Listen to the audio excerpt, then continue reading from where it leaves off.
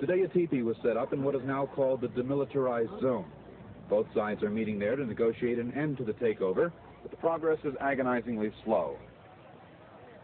There were negotiations going on almost always during the occupation.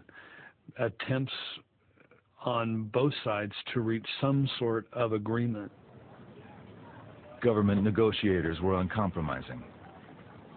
They rejected demands to uphold treaty rights and insisted that they were powerless to remove Dick Wilson, regardless of the charges against him, as he was chairman of a sovereign Indian nation. Talks stalled completely when the protesters demanded to deal with the U.S. Secretary of State.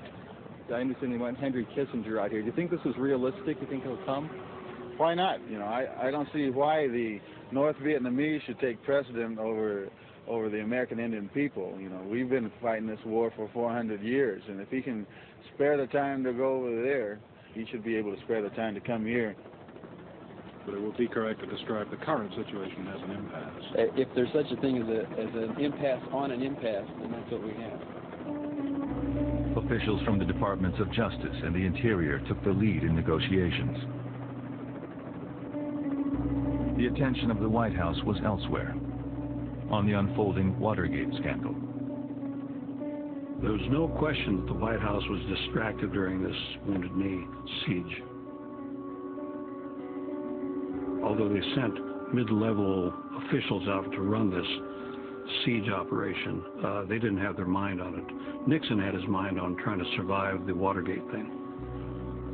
Things might have turned out a lot differently had they not been distracted.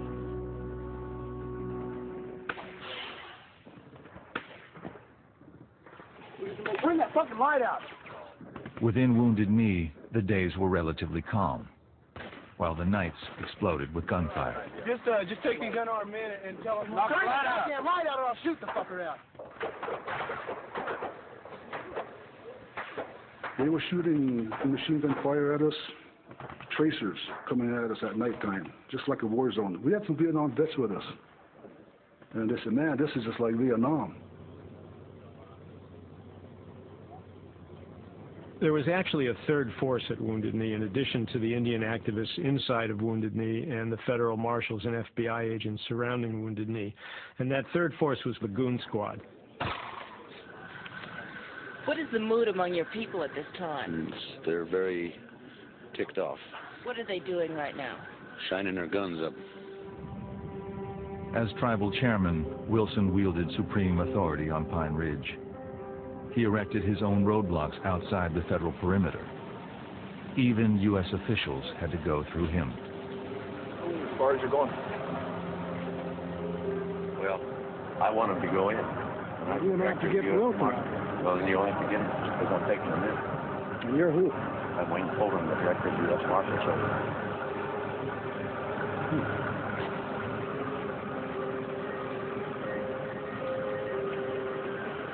Well, what do you think? Let him in?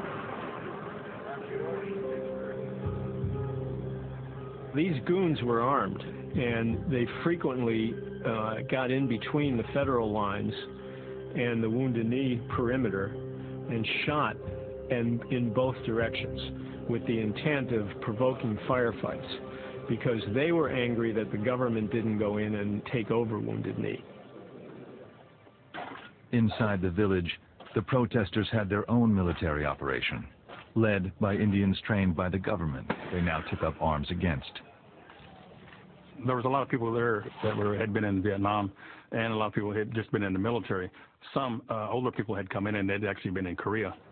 They knew how to give orders, they knew how to take orders, and they knew how to do things that they didn't have to be told twice.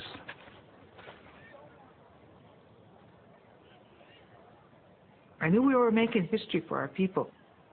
It didn't all happen in the 1800s. We're still fighting in the modern day. I mean, that's how I felt, that it was a continuation, and that's why I was not afraid. I was not afraid.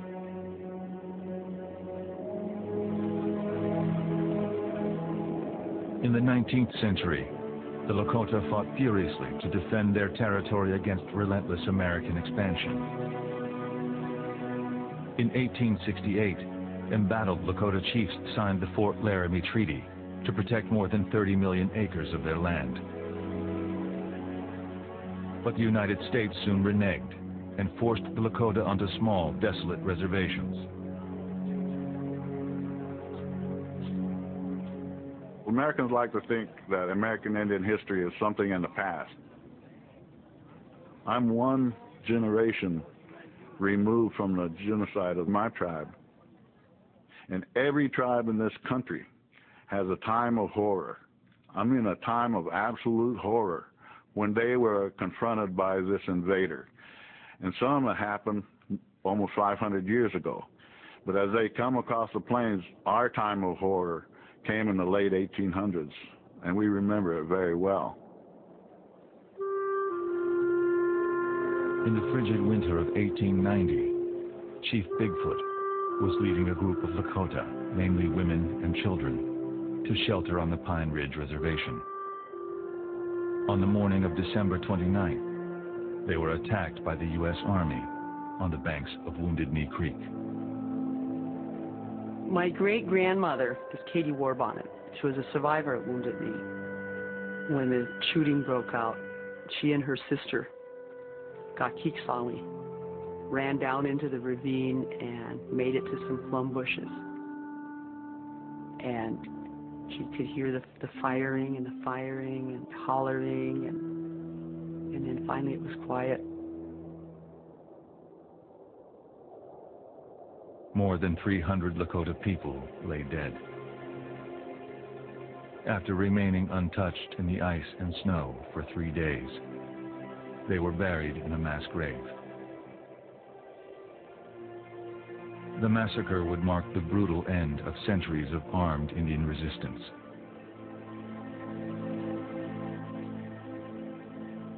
For those who came nearly 100 years later, Wounded Knee was sacred land. I walked over to a gully and I picked up some sage and I went and washed myself and I prayed to those ancestors that were there in that gully. And I said, we're back. We'll return my relations. We belong.